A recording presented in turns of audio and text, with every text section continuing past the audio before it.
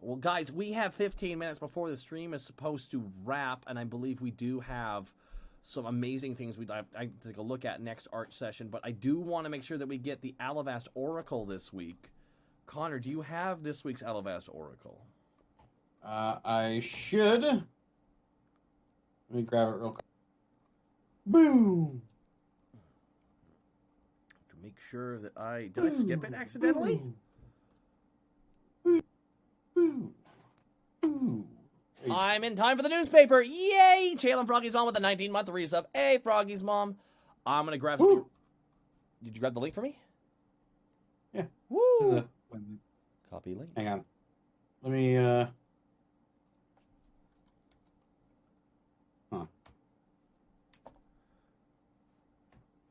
I'm in. Connor, can you start us off with for the either Haunted House Planned or Absurd Cedric Bonray Show Sharply Divides Critics? Or anything else you'd like to start with? I'll start with the Cedric Bonray Show. Take it away, dude. I need to quickly go grab something real fast. Sorry, go for it. Okay. The curtain goes up. A man announces to the crowd, "Ladies and gentlemen, it's the Cedric Bonray Show." And then you hear screaming, horrible, manic screaming. A furious blue-scaled kobold begins to tear throughout the entire theater, tearing down set dressings, clawing at the large chair sat in stage right. Light, jaunty music plays from the orchestra. Special care. Ravenous lizard folk is taken to tackle one of the drummers, and the kobold finally tires himself out and walks wearily across the stage that reforms by off stage. It then dawns on you that this diminutive feral lizard folk is in fact the host of this variety, and that the ride you're in for cannot be forgotten or unseen. The rest of the show could not be recounted in such as there was a special guest from the city, but they were quickly driven off stage by the insane antics of the host, which happened in the first 10 minutes.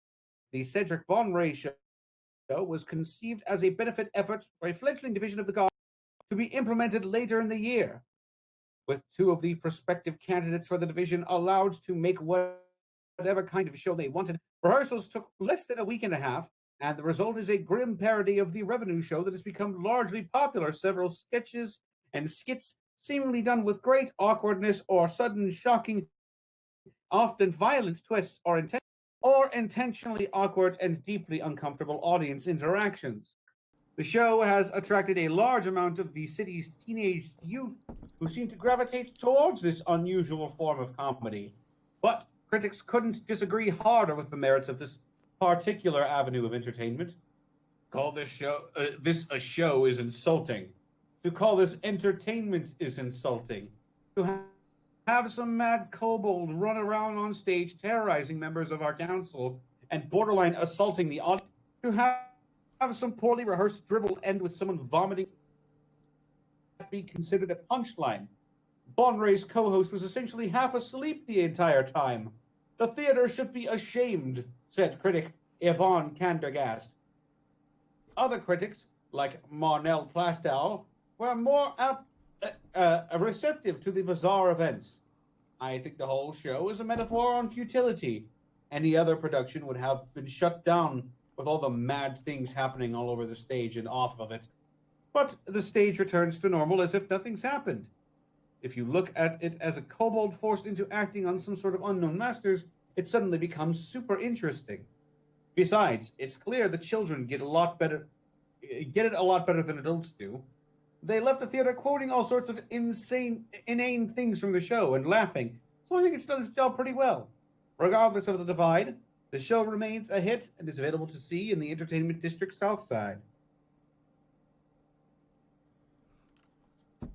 Alrighty. Yeah, you were cutting out every now and then. Can you jump out and jump back in real quick? That won't fix it, but yeah! It actually fixed it when I did it. It doesn't fix it all the time. Here. It minimizes it at least. I mean, when I did it, I jumped out and jumped back in like within a second, and it kind of stopped doing it. So maybe I just have to do it.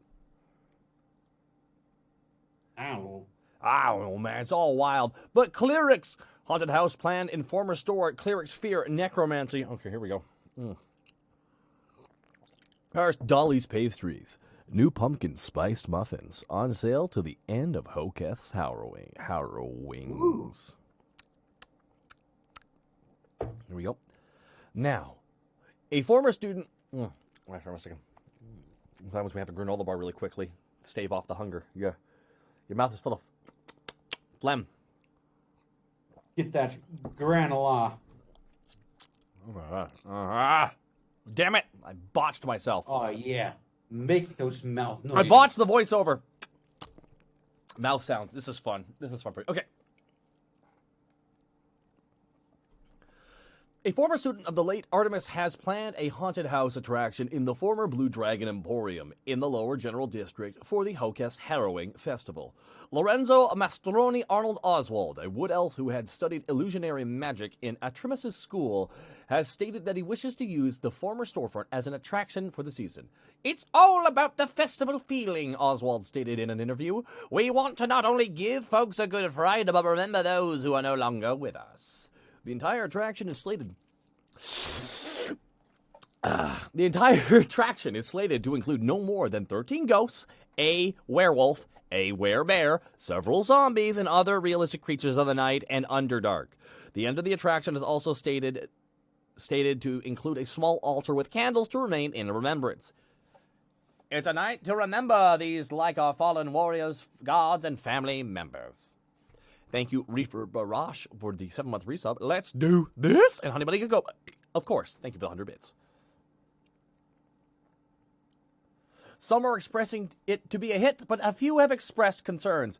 With ghosts and creatures of the undead persuasion in the attraction, we had to take into account the possibility of necromantic rituals being performed, a Hoketh spokesperson stated. The act of performing necromancy is, of course, forbidden in Alivast and punishable by the avant-garde members of the Hoketh Temple. Indeed, a few necromancers have been detained in the past few months. However, Oswald has commented that necromancy has not been used in any form. Everything is being done by master illusionists and bards in costume. Some of our ghosts are a little more than sheets with a framework underneath and controlled by wires. Corrector agents are not allowed anywhere near this attraction. I understand the concern and will do everything available to keep this haunted house as fun and truly danger-free as possible. Concerned public members are split as to the value of the haunted house for the harrowing. Many are excited to see the house and are willing to help with the decorations and setup. However, others, including nearby stores, have had growing concern about the use of magic. Some have stated that their business has declined as a result, as few fear the building to be truly haunted. The building in question was closed earlier this year, and sources say that it was the location of an unknown explosion 2 summers past. The announcement also comes on the heels of an outbreak of zombies terrorizing the farmlands outside the outer walls. Calls for assistance have been posted on quest boards throughout the city. The concerns have caught the attention of several adventurers, with no word who has been given as to who has answered the call, or even if anyone has answered. It's troubling that this happened so close to the harrowing, Oswald said, but our hopes is to make the festival more enjoyable for everyone. A certified cleric with our order will go through and take care of any undead as well. The certified cleric with our order will go through and take care of any undead that is summoned, a Hoketh spokesperson said. We agree with Mr. Oswald and we wish to make Hoketh Harrowing as enjoyable as possible. Hoketh Harrowing event signups are still available at any Hoketh temple and in many of the city's stores and taverns. The public is encouraged to join, but reminded that time and space are limited. Connor, would you like to read the letters of the Lady of Reflosia? Dear lady, I recently saw what I thought was an albatross with a broken wing outside my house. Upon closer inspection, it was actually a pigeon with enlarged wings. But I decided to take care of it all the same. I fed it, I cleaned it. By the time the wing had fully healed, I have to admit I got pretty attached. Part of me wants to keep Alba. That's what I call him. But I can't shake the feeling he already belongs to someone. I know the right thing to do is to return him to his owner, but I do really want to keep him. Plus, I don't know where the owner's lives. There's no address on Alba's tag. I don't know. I want to keep him, but I don't want to be a jerk about it. Signed, pet owner? Dear pet owner, I love you Finding the owner for a lost pet is often very difficult, and it is not uncommon for folks to get attached to the animal that they have rescued.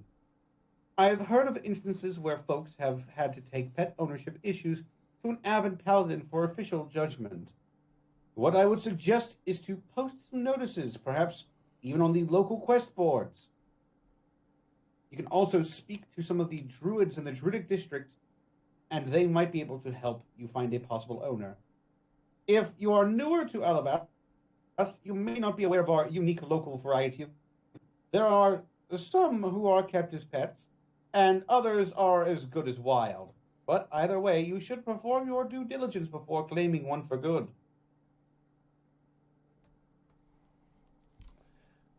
Dear lady, this is hard for me to admit, but it's something I only just realized when my family came to visit. I have nothing in common with them anymore, so it's hard for me to talk to them now that we're all adults and have completely separate lives. After we play catch-up, we simply have nothing to talk about with each other. I love them very much, but I don't think we're exactly friends anymore. Is there a way to fix this? Signed, Fractured Family.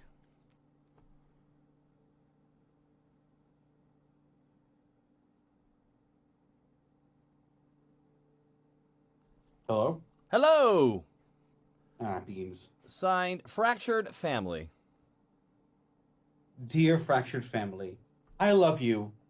I understand how you can feel a bit distant from family when you feel you are lacking in common interests. It is okay if your family is not your best friends. We're all different, and sometimes we grow apart, especially when separated by distance. Loving your family doesn't mean you want to spend every moment with them. It can mean that you will attend family gatherings and come to help when they need a hand. Something I have learned is to ask questions of elder family members to better understand their lives and points of view. It doesn't mean we need to agree with them, but we often forget that there is more to our family members than what's on the surface, especially when we reach certain milestones in our life, such as coming of age, a new job, starting a family. We can gain some common ground with elder members and find they're willing to share new information that is relevant to our current.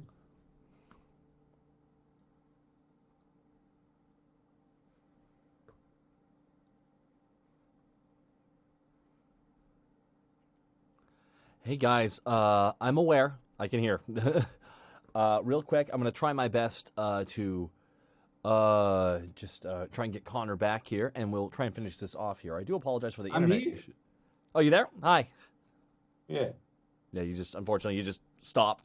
The audio stopped sending. It's like, oh, okay. Where?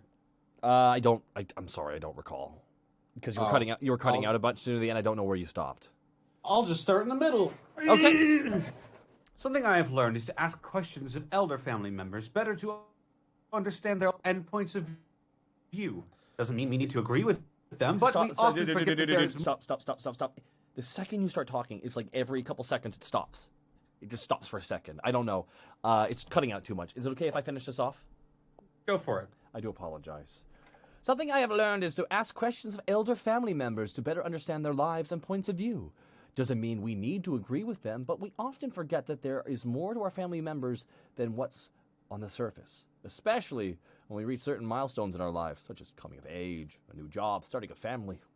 We can gain some common ground with elder members and find that we're willing to share new information that is relevant to our current situations.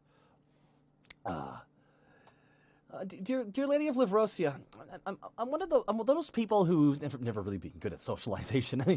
I never really know the right time or place to enter a discussion, so I tend to just be silent. But then even when I do talk, I feel like I'm struggling to keep the conversation going, or that I'll cross some sort of line and screw everything up. It's not that I'm antisocial and don't care. I do. I'm just worried that I can't express myself like most people. Signed, Irrationally Afraid. Dear Irrationally Afraid, I love you. I sometimes struggle with communication. I wonder if I talk too much since I have so much to say and I want to be very precise in what I'm saying. So sometimes I ramble on quite a bit, hoping to get some signal that people are listening to me and paying attention and that my message is getting through. Conversation is like a dance. There are 10,000 different styles that vary by culture, personal difference, and music, or for context in conversation. Also, like dance, it takes practice and relies on a bit of teamwork. Sometimes that can help sometimes that can help you develop a way to signal to others that you wish to speak or give them a chance to speak. It can be as subtle as eye contact or an intake of breath or as blatant as a raised hand or pointed finger. Watch your conversational partners for their own body language. Conversations aren't just mouth noises. They are expressions, posture, tone of voice, and position of the hands. Learning the nonverbals is never a waste of study. Oh my. Okay. Fantastic. Here.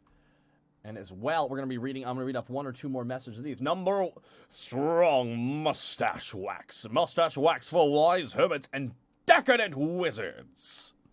City notice, the council would like to remind the citizens that all Hellcat-powering celebration displays that require or use any kind of magic need to be dispelled before midnight. Due to complaints from the previous years and the one fire last year, the council has deemed it a safety hazard.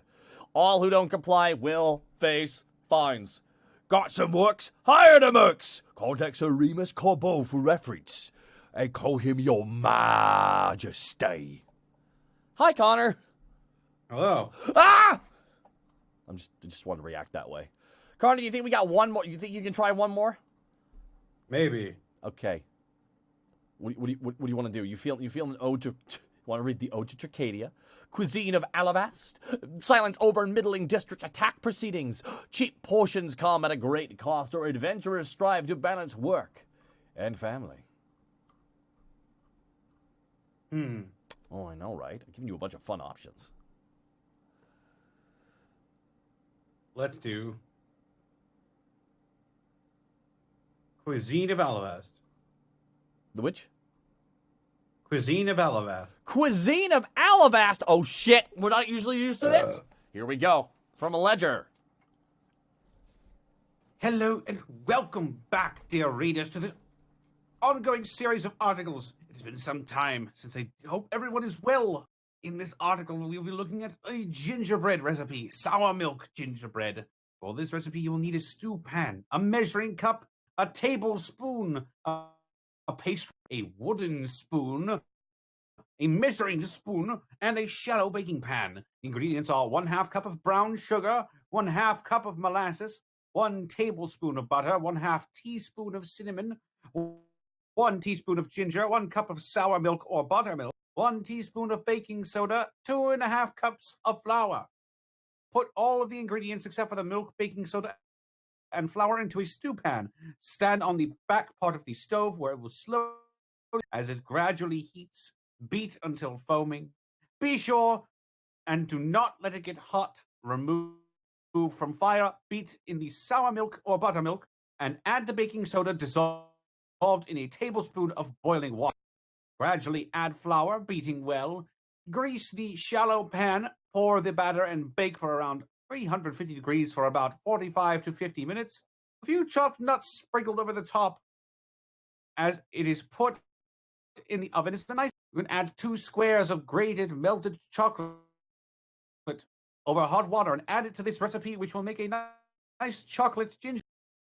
Alternative, you could wrap the batter in paper wax and chill it for a few hours until it is firm enough.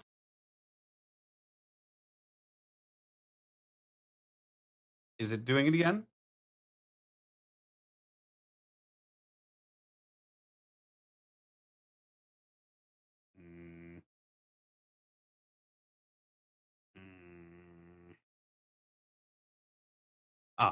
Once this is done, transfer to a lightly floured rolling surface and roll out the batter about 1/4 inch thickness. You can then use your favorite cookie cutters on the batter. Transfer to a lightly greased baking sheet and bake at 350 degrees until done. How to make sour milk. Fill a measuring cup with 1 cup of whole milk. Add 1 tablespoon of fresh lemon juice or wine. Stir the two together, making sure they blend well. Once done, let stand at a room temperature for 5 to 10 minutes, and you will have. That's all from me for now. Please stay safe out there, and I hope to see you all in the next article.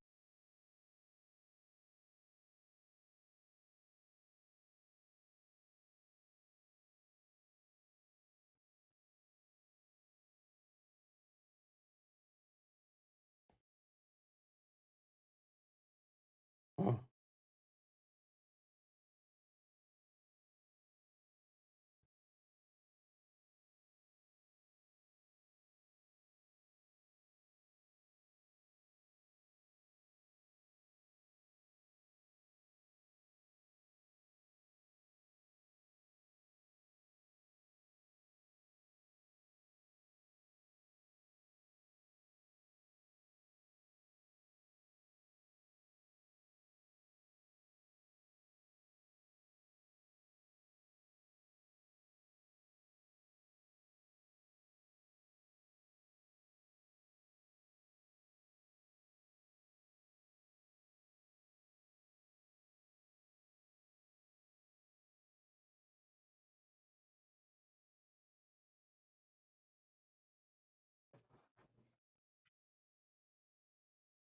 My microphone was muted!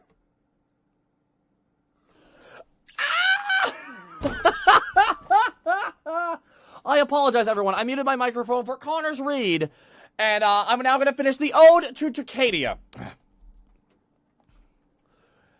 Far, far away from the land of Alivast, there exists a place where creatures of the night roam, unabashed. It is a land ruled by fear, where the people have long since stopped shedding tears. It is a place where the dead never rest, unless, that is, they are truly blessed. It is a land as silent as the grave, where one's heart must always be brave. It is a place where death hangs in the sky, where the people know that they will die. It is a land where one should not walk alone, where they will suffer much worse than a few broken bones. It is a place where once monsters ruled, along with all sorts of other dreadful ghouls. It is a land where the people's hearts grow ever heavy, where one's life is never steady. It is a place where one must always be wary, unless they want to be the next one buried.